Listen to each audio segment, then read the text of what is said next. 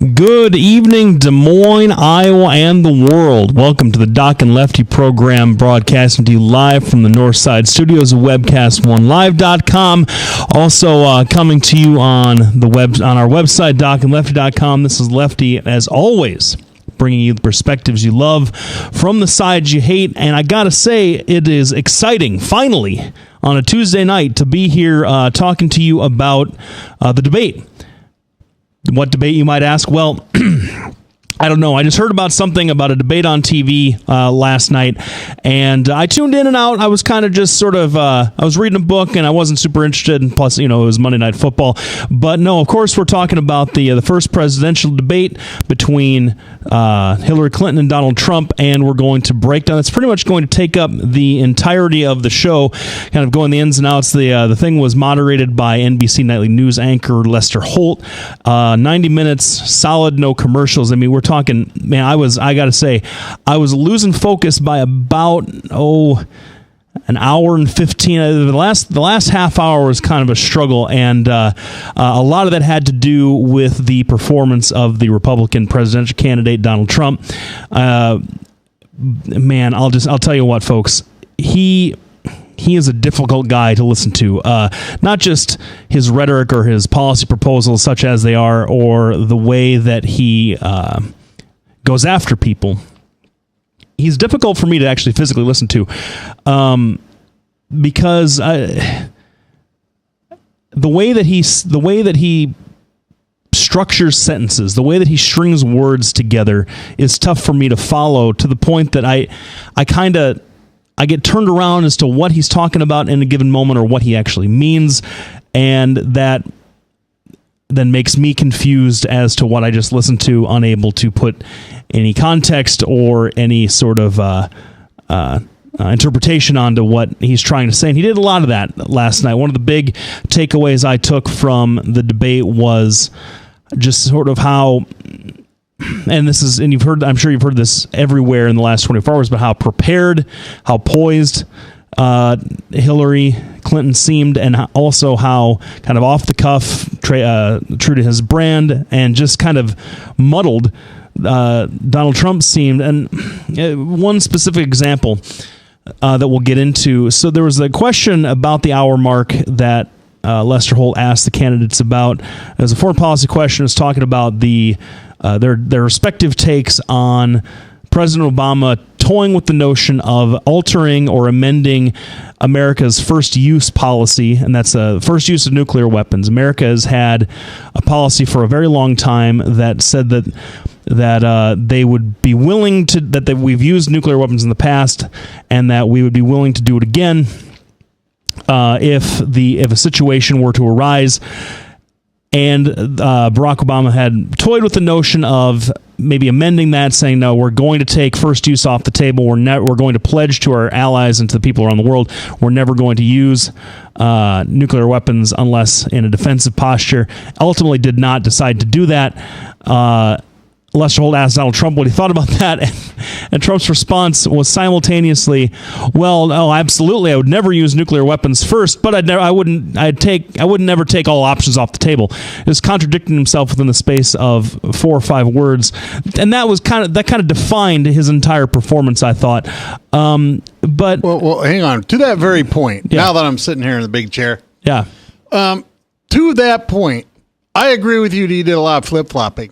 It wasn't flip-flopping. It was incoherent. Well, I don't think it's an answer that every president has given. I don't want to use nuclear weapons first. I don't want to do that, but I don't think we should take any options off the table. Bill Clinton did it. Jimmy Carter did it. If all people weren't going to use a nuclear option, it would be Carter. But they all walked that very fine line. Now, he said, I would not support first use, but I wouldn't take all options off the table. He contradicted himself in an incoherent fashion. I see what you're saying, but he was incoherent for most of the debate. He really was. Well, I think he was. I think he did a pretty good job as far as, because what I pointed out to a lot of our followers is Trump did to Clinton what Biden did to Ryan back in the vice presidential debate. Remember that? He just kept interrupting. He just kept dominating the airtime. And he wasn't any more coherent or any less coherent except than Trump. Biden actually had substantive things to say. He had nothing substantive. You and I watched two different debates. We must have. Sorry, go ahead. No, we must have. I make my point. I'm sorry that you seem to think that just saying wrong is substantive. Well, but that's all Biden did. No, I mean, he did. He said that was a bunch of malarkey, or he said a bunch of times, he's like, that's a bunch of malarkey, and here's why. Not this business. But every time the debate opponent started to talk, and that would be Ryan in this case, then Biden would interrupt and you go, oh, like that. I mean, you and I mean, you must have seen it different.